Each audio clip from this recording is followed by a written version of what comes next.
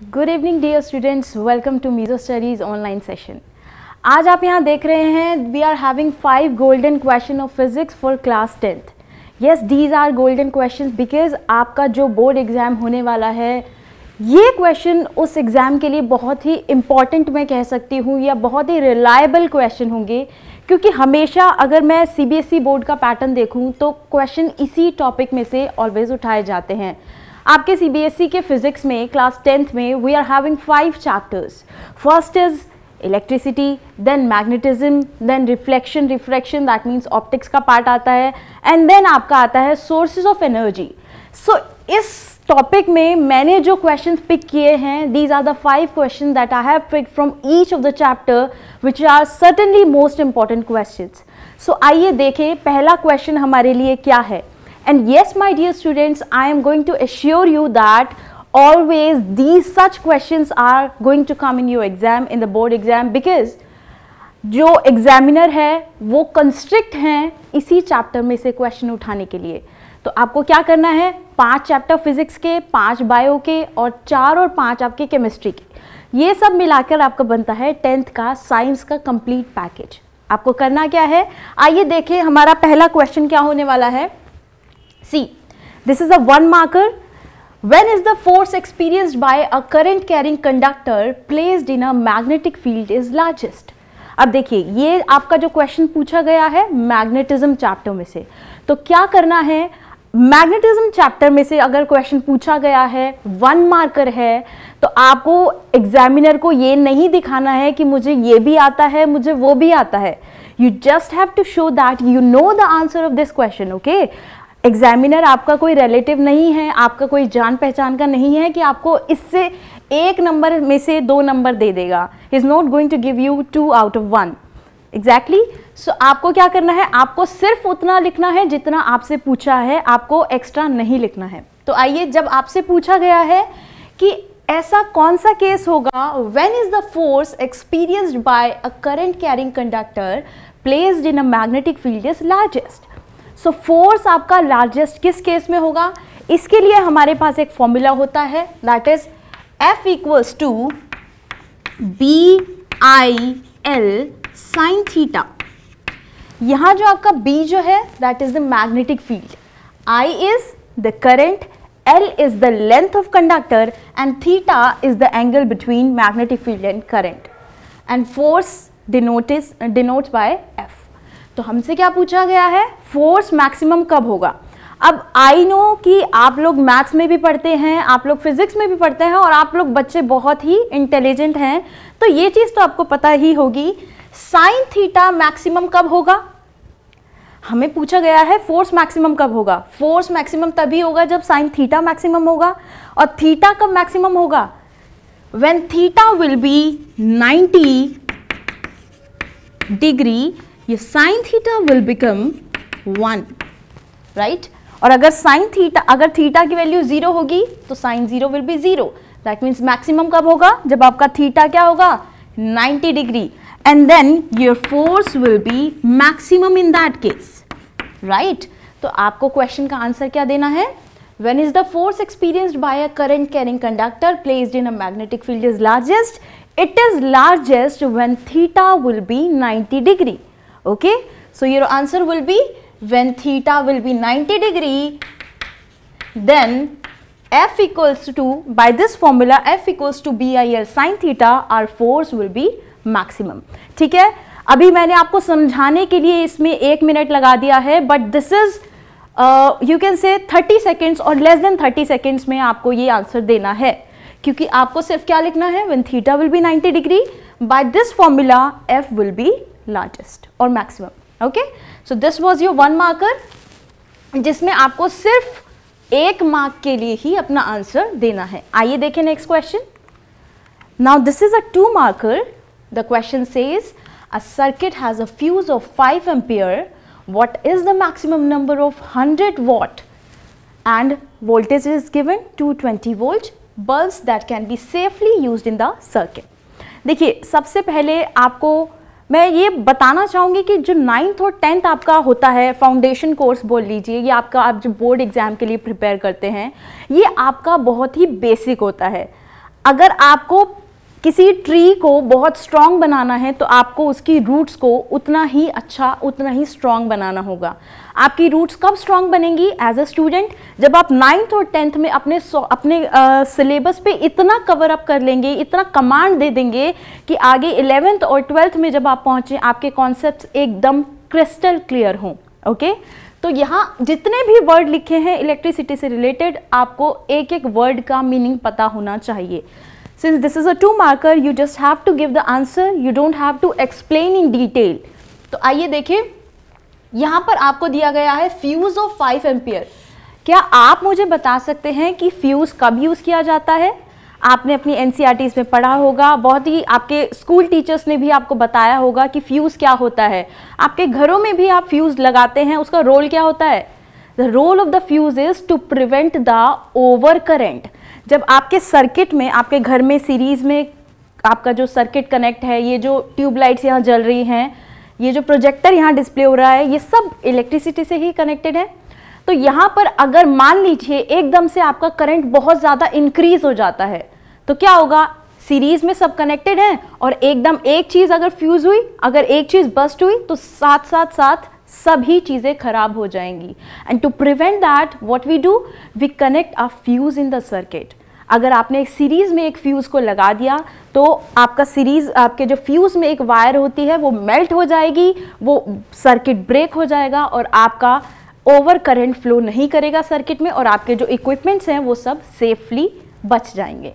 तो हमें करना क्या है, ये मैंने आपको जस्ट बताया फ्यूज होता क्या है। ओके, मैं आपको बता दूं कि ये मैं सिर्फ 5 गोल्डन क्वेश्चंस करा रही हूँ। हमारा एक क्रैश कोर्स होने वाला है जिसमें मैंने हर चैप्टर से बहुत ही इंपॉर्टेंट क्वेश्चंस उठाए हैं। अगर आपने वो क्रैश कोर्स किया, आपने उससे पढ़ा, तो I am damn sure you are going to score 90 above in your physics और you can say in your science, because हमारी जो रिस्पेक्टिव फैकल्टीज़ हैं फिजिक्स, केमिस्ट्री, मैथ्स, बायो की, they are the top most expert faculties and they are going to give you the best out of them. Okay, so in the crash course you are going to go in detail of all these things, what are this, what is this and so यहाँ पर मैंने आपको बताया fuse का काम क्या होगा। अब आप देखिए यहाँ पे दिया गया है कि फ्यूज का जो सर्किट है उसके फ्यूज की वैल्यू क्या है? 5 ampere. That means maximum current इसमें से कितना हो पाएगा फ्लो? 5 एम्पियर। तो मैंने यहाँ लिखा I max equals to 5 ampere. Okay, now what is the maximum number of 100 what और वोल्टेज दी है 220 वोल्ट। मैं यहाँ लिख लेती हूँ वोल्टेज की वैल्यू 220 वोल्ट है और पावर दी गई है 100 वॉट। ये हमसे पूछ रहे हैं कि कितने बल्ब मैं कनेक्ट कर सकती हूँ सेफली इस सर्किट में जिसके फ्यूज में मैक्सिमम करंट फ्लो हो पाए, जिसके सर्किट में मैक्सिमम करंट फ्लो हो सकता है 5 एम्पियर, जिसकी वोल्टेज होगी 220 वोल्ट और जिसका पावर होगा 100 वॉट। मैं सपोज कर लेती हूँ, लेट अस से n number of bulbs are connected. Let n number of bulbs are connected. ठीक, जब n number of bulbs मैंने कह दिया कि ये कनेक्टेड हैं तो मैक्सिमम पावर कितनी हो जाएगी?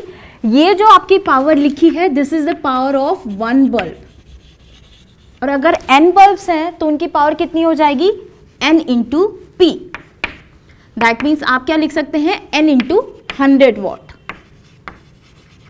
ठीक है, ये हो गई आपकी मैक्सिमम पावर। अब आप जानते हैं, आपने इस चैप्टर में इंपॉर्टेंट फॉर्मूला एक पढ़ा है, this is P equals to VI और you can write it like this, P max equals to V into I max। Now P max is nothing but n into 100 watt, क्योंकि अब ये आपकी maximum power बन गई है। सो मैं यहाँ लिख दूंगी n into 100 watt equals to V। V की वैल्यू आपको दी गई है 220 volt. So here 220 multiplied by I max, I max की वैल्यू 5 एम्पियर। सो यहाँ से आपको निकालना क्या है? You have to find out the value of n।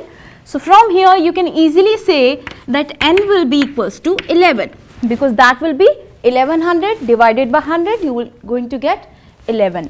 सो कितने बल्ब आप कनेक्ट कर सकते हैं? यहाँ यही पूछा गया था, how many bulbs you can connect in this circuit, so that will be n equals to 11।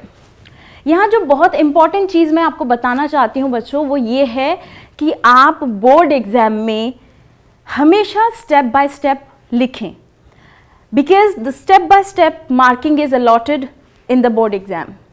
Examiner के पॉइंट ऑफ व्यू से सोचने की कोशिश कीजिए। एग्जामिनर के पास हजारों नोटबुक्स होती हैं बच्चों की चेक करने के लिए, तो उनकी नज़र कहाँ पड़ती है? जहाँ इंपॉर्टेंट वर्ड्स होते हैं। इंपॉर्टेंट वर्ड्स को हाईलाइट कीजिए। जैसे कि मैंने आपके सामने ये फॉर्मूला लिखा P=VI, this is an important formula, आप इसको हाईलाइट कर दीजिए। आपका जो आंसर आया, नाउ मार्क माय वर्ड्स, आपका जो आंसर आया हमेशा उसको बॉक्स में या कैसे भी एनसर्कल कर दीजिए, क्योंकि आप चाहते हैं एग्जामिनर की नज़र उस पर पड़े ताकि आपको मार्क्स मिले। तो जैसे कि मैंने n=11 को एक बॉक्स में कवर कर दिया और ये है आपका आंसर, तो हमेशा इसको किसी बॉक्स में या any how you can encircle और हाईलाइट द आंसर, राइट। तो ये थे आपका स्टेप बाय स्टेप। और एक चीज़ मैं आपको यहाँ और बताना चाहूँगी, फिजिक्स के स्टूडेंट हैं, साइंस के स्टूडेंट हैं, केमिस्ट्री, बायो कुछ भी आप पढ़ रहे हैं, मैथ्स आप पढ़ रहे हैं, जो सबसे इम्पॉर्टेंट चीज़ वो ये होती है कि जो भी आप फिजिकल क्वांटिटी लिखें उसके साथ उसकी यूनिट लिखना कभी मत भूलें। Because if you are writing the answer and you are forgetting to write the unit, you forgot to write the unit, then in that case you are going to lose the mark. आपका answer सही आ गया, आपने सब कुछ step wise कर दिया, कहाँ mark खा जाएंगे आप? आपने यूनिट नहीं लिखी, यहाँ आपके नंबर कट जाएंगे, ठीक है। तो हमेशा मत भूलिए कि यूनिट भी आपको लिखनी है। इस क्वेश्चन में तो आंसर नंबर के फॉर्म में था, तभी यहाँ पर कोई यूनिट नहीं है, otherwise you should always right the unit. Like मैंने यहाँ पर लिखा ये 5 एम्पियर है, ये वोल्ट है, ये वॉट है। सो ये जो चीज़ें मैंने लिखी हैं इन सब का एक सिग्निफिकेंस है। तो मत भूलिए कि अगर आप लिख रहे हैं तो आप अपने हाथ नहीं घिस रहे हैं, you are only writing the valid points. Okay, आइए now let's see the next question. The next question says this is a 3 and 4 mark question. That means the next coming question, the fourth question, is going to be a 4 mark, but this question is of 3 mark question. अब देखिए 3 को आप कैसे कैसे divide करेंगे। आपको exam में या तो दिया गया होगा ये 1.5 मार्क्स का है, ये भी 1.5 मार्क्स का है, जैसे भी होगा मार्क्स अलॉटेड होंगे। फॉर एग्जाम्पल इफ आई से this is a 1.5 mark question, that is 1.5 mark question, this is also a 1.5 marker. In that case क्या करना है आपको? अब देखिए 1.5 नंबर के अकॉर्डिंग ही आपको आंसर लिखना है। तो आइए पहला question, what are the advantages and disadvantages of nuclear energy. तो स्टूडेंट्स मैं आपको ये बताना चाहूँगी, ये जो क्वेश्चन है this is from sources of energy which is your physics chapter, and again हमेशा इस चैप्टर में से कभी 1 मार्क का क्वेश्चन आएगा, कभी 2 मार्क का क्वेश्चन आएगा, या कभी आप देखिए 3 मार्क का क्वेश्चन आ गया। 1.5 में 2 क्वेश्चंस को डिवाइड करके दे दिया गया है। तो कोई भी चैप्टर आप स्किप करके नहीं जा सकते हैं, हमेशा आपको सब चैप्टर्स में से कवर करना है। और वैसे भी अभी आप 10th क्लास में हैं तो आपके लिए ये मैंडेटरी हो जाता है कि आप हर एक चैप्टर के बेसिक्स को, कॉन्सेप्ट्स को एकदम क्लियर रखें। तो आइए, what are the advantages and disadvantages of nuclear energy. तो आपको यहाँ ये नहीं बताना है कि न्यूक्लियर एनर्जी होती कैसे है, कहाँ से आती है, कैसे जनरेट होती है, you just have to state the advantage and disadvantage. अब ये क्वेश्चन है 1.5 मार्क का, तो आप एक एडवांटेज लिखेंगे, एक डिसएडवांटेज लिखेंगे, जो कि फर्दर डिवाइड होगा किसमें? 3/4 मार्क्स में। तो आइए सबसे पहले अगर मैं एडवांटेज की बात करूं,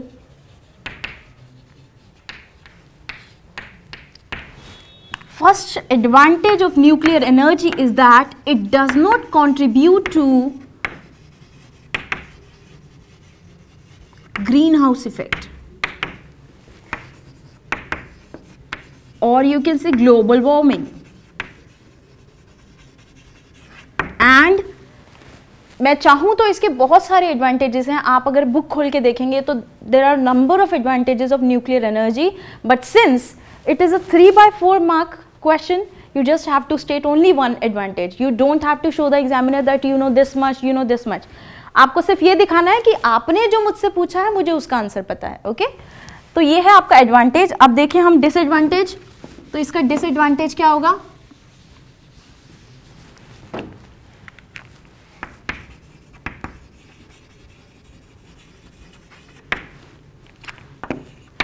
Its disadvantage would be कि the waste of nuclear energy, waste product of nuclear energy is radioactive,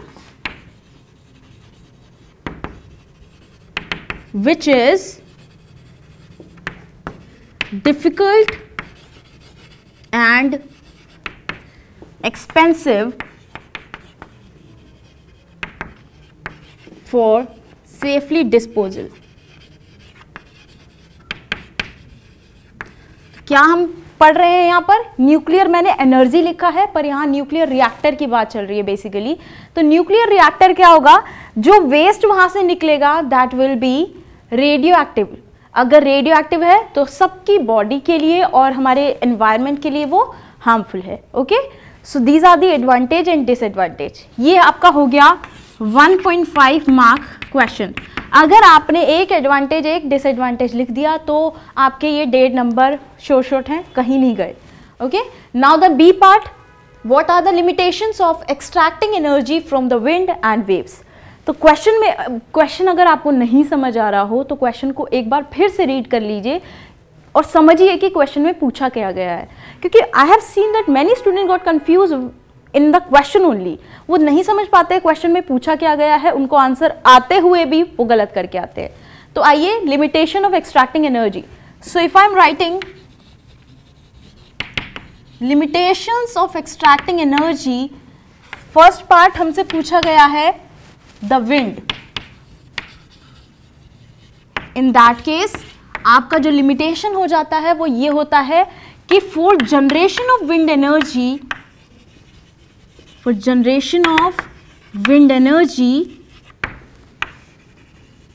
wind speed should be greater than 15 kilometer per hour.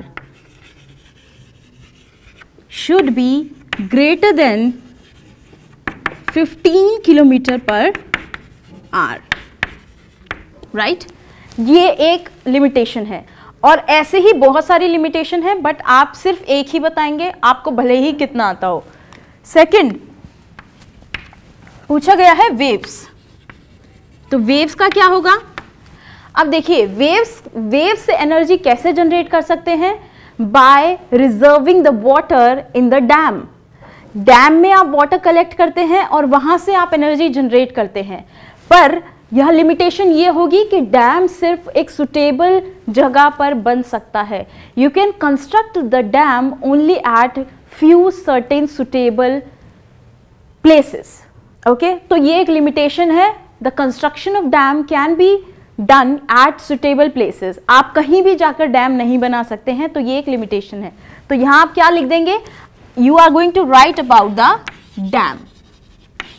ठीक है, देखिए लैंग्वेज आपकी इतनी मैटर नहीं करेगी, आपका कॉन्सेप्ट मैटर करेगा कि आप लिख क्या रहे हैं. ठीक है, तो आपने यहाँ लिख दिया डैम के बारे में. That is also again a very good point regarding the limitation of the wind energy. Okay, now let's just move to the next question, the question number 4.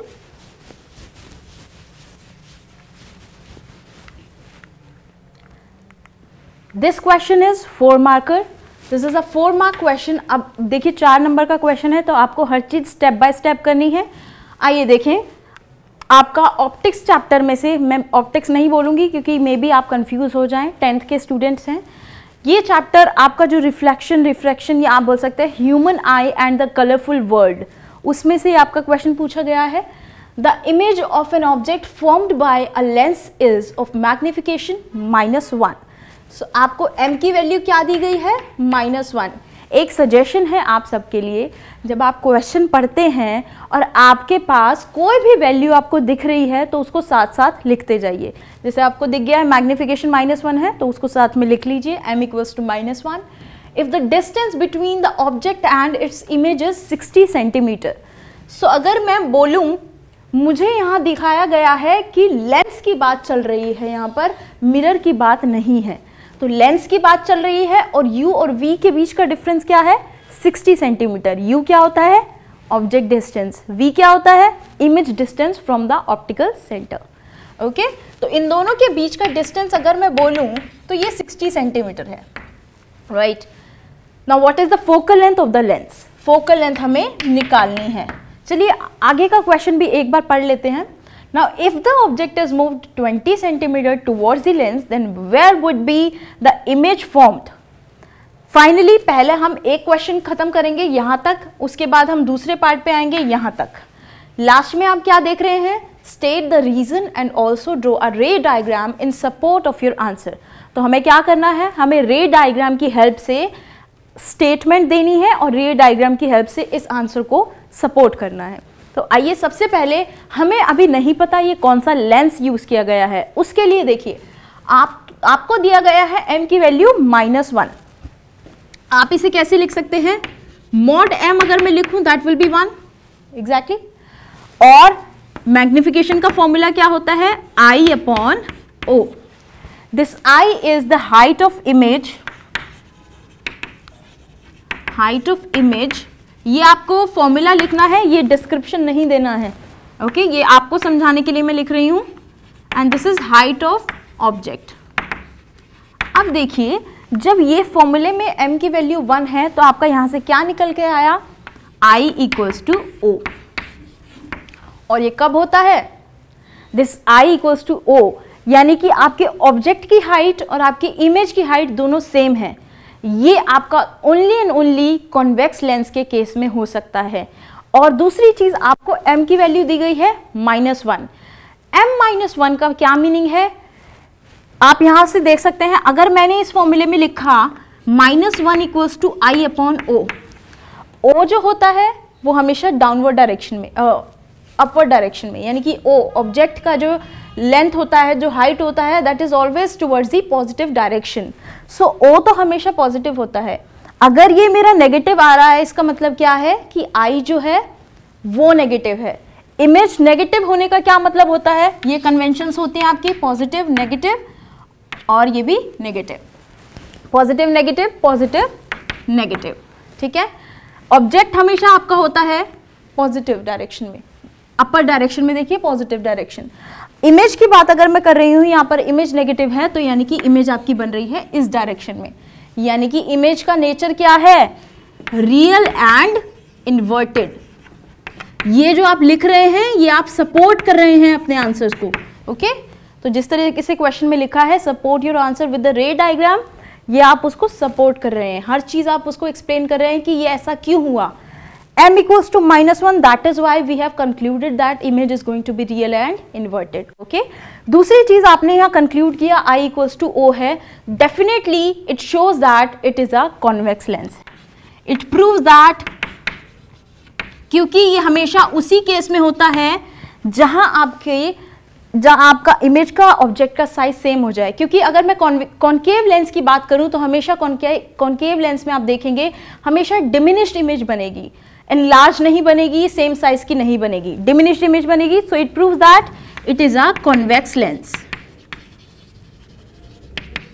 Now since you have got to know कि ये convex lens है, अब आप बनाएंगे इसका रे diagram.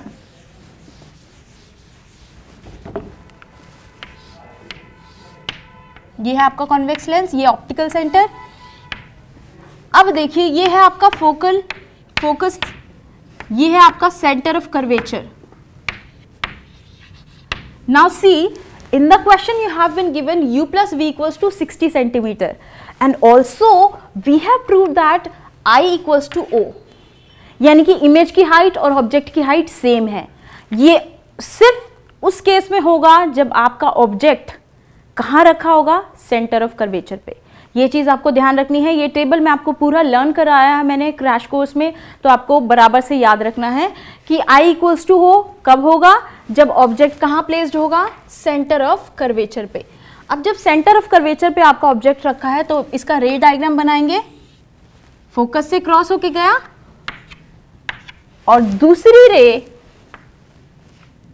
अगर मैं क्रॉस कराती हूं यहां से, तो ये भी कहाँ आके बन रही है?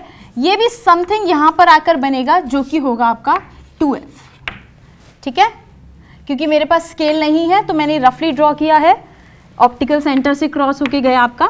ये देखिए, जहां ऑब्जेक्ट है वही इमेज बन रही है. ओके, ये किस केस में है?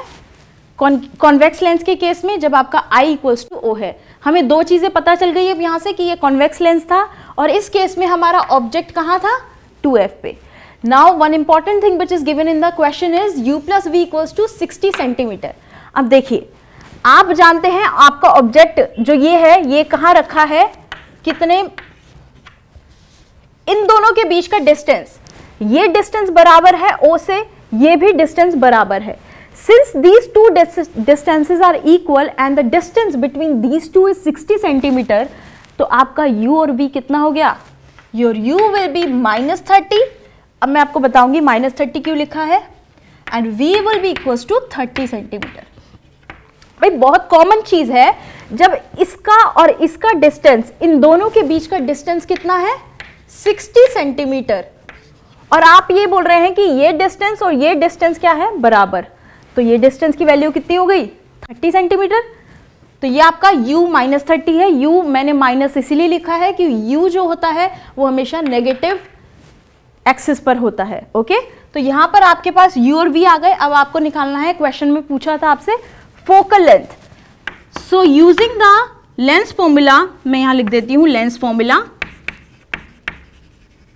1/f equals to 1/v minus 1/u।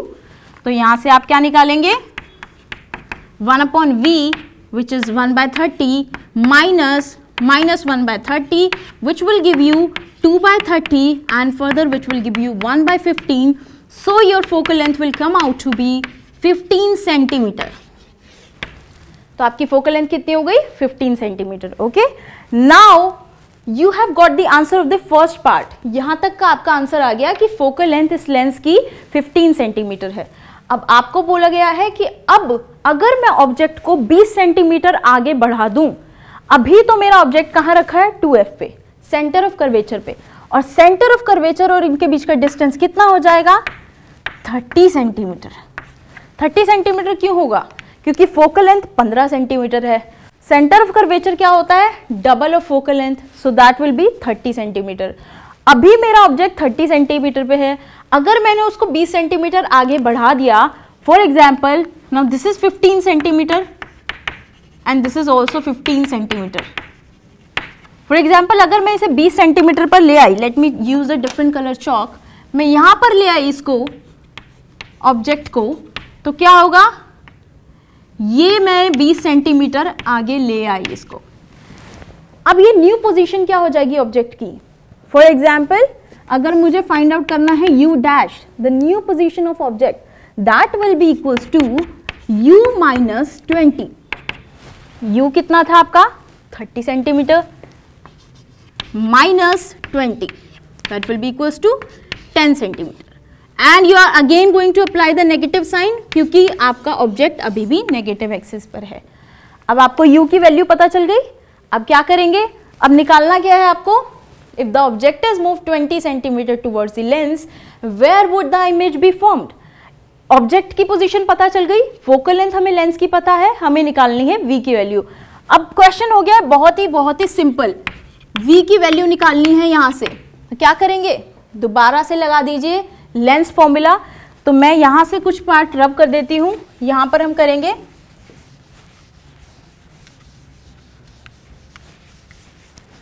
Lens formula लगा दीजिए फिर से, 1/f equals to 1/v minus 1/u, और f की वैल्यू आपकी निकल कर आई थी 15 सेंटीमीटर, तो 1/v which is we have to find out, minus 1/u, u की वैल्यू क्या है, -10 centimetre, this is -10, so this is -10, so it is 1/v plus 1/10 and this is 1/15. So from here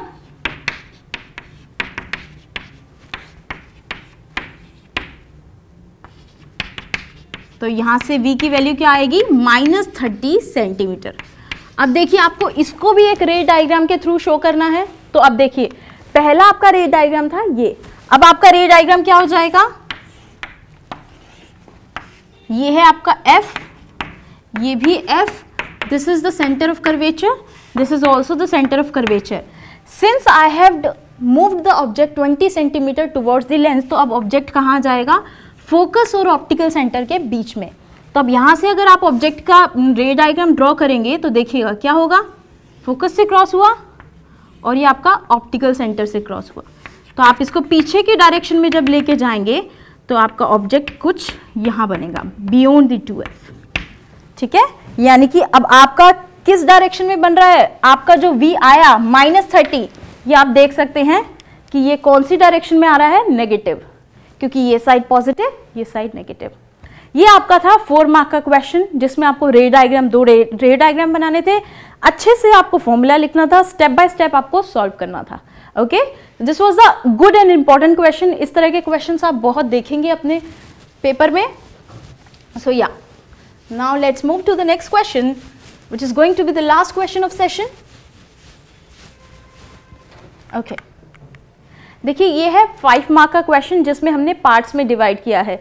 इस तरह के क्वेश्चन बहुत ही अच्छे होते हैं, क्योंकि आपको 5 नंबर का कुछ नहीं लिखना, मार्क्स डिवाइडेड है। For example, I have divided this question into 4 parts, A, B, C and D. This is a 1 marker, this is a 1 marker, this will be again 1 marker and the first one will be 2 marker. Okay? So आइए पहले देखिए हमारा 2 marker. सबसे पहले आपसे पूछा गया है what is a rainbow. Rainbow क्या होता है, बच्चा बच्चा जानता है, पर उसको एक्सप्लेन कैसे करना है एक 10th का स्टूडेंट इजीली बता सकता है। तो what you are going to write, rainbow is a multi coloured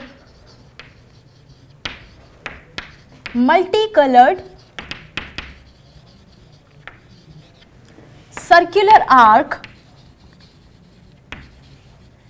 present in the sky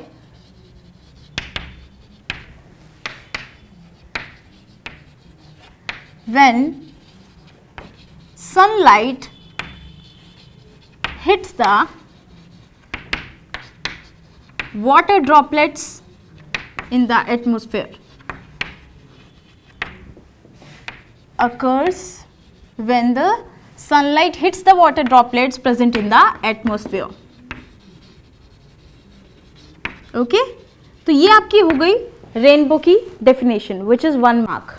तो ये आपका हो गया 1 मार्क। अब second part, what are the 2 conditions necessary for the formation of a rainbow in the sky. Rainbow के बनने के लिए कौन सी 2 नेसेसरी कंडीशंस होती हैं, आप चैप्टर पढ़ के आए हैं and I am quite sure कि आप ये सब जानते होंगे। So the 2 necessary conditions which are essential for the formation of rainbow, first one is, I hope you are telling before me and you are speaking along with me. First one is that sun should be present at the opposite side of the observer. यानी कि जो सन है वो आपके पीछे side में, back side में होना चाहिए, आपके ऑपोजिट साइड में, तभी आपको सामने रेनबो दिखेगा। ठीक है। Second condition, presence of water droplets in the atmosphere. This is the utmost important, water droplets in the atmosphere.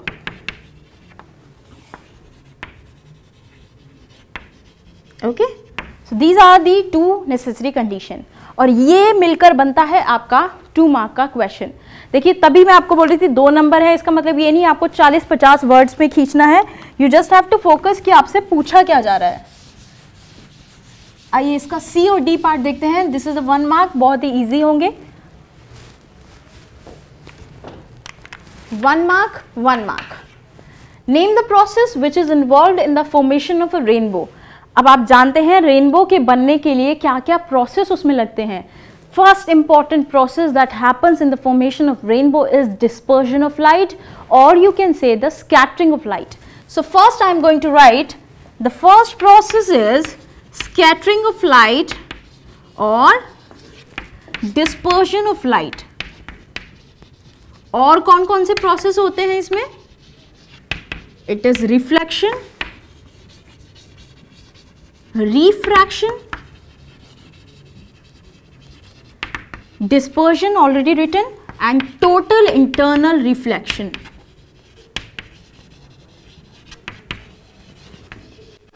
देखिए अब जैसे ये अब आपका 1 मार्क का था, आप कंफ्यूज हो सकते हैं कि इसमें एग्जामिनर क्या आपसे एक्सपेक्ट कर रहा है, क्या आप डिस्पर्जन लिखें या रिफ्लेक्शन या रिफ्रैक्शन क्या लिखें। अगर आप कंफ्यूज हैं कि इसमें से बेस्ट प्रोसेस कौन सा है, तो ट्राई कीजिए, क्योंकि ये 1 वर्ड के हैं तो आप ये सारे ही लिख दीजिए 1 मार्क में. Next part, the last part of the question is what are the 7 colours seen in a rainbow. जब आप रेनबो देखते हैं तो उसमें कौन से वो 7 कलर्स होते हैं जो आपको दिखते हैं. अब बेटर होगा आप इसको सीरियल वाइज लिखें. तो आइए एक बार सीरियल वाइज देखें इसको.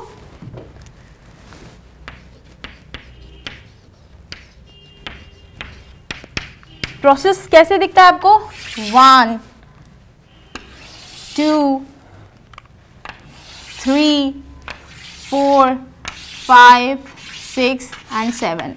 Though it is not of same color, one is red, one will be orange, one will be yellow, but since I don't have the colored chalks with me, so I am making it with this one single color. But the colors are Vibgyor. First one is violet, then indigo, then blue, then green, then yellow, then orange, and then red color. Okay, so these are the 7 colors that you observe in a rainbow. Okay, so these are the 5 golden questions which were the utmost important question from your class 10th for the board examination. I hope you will be waiting for the crash course too, because in the crash course I just assure you I have covered all the questions, all the important question, all the important theory as well. So I hope you are going to see that too, and you are happy with this session too. So just take care of yourselves. Thank you for watching. Take care. Bye bye.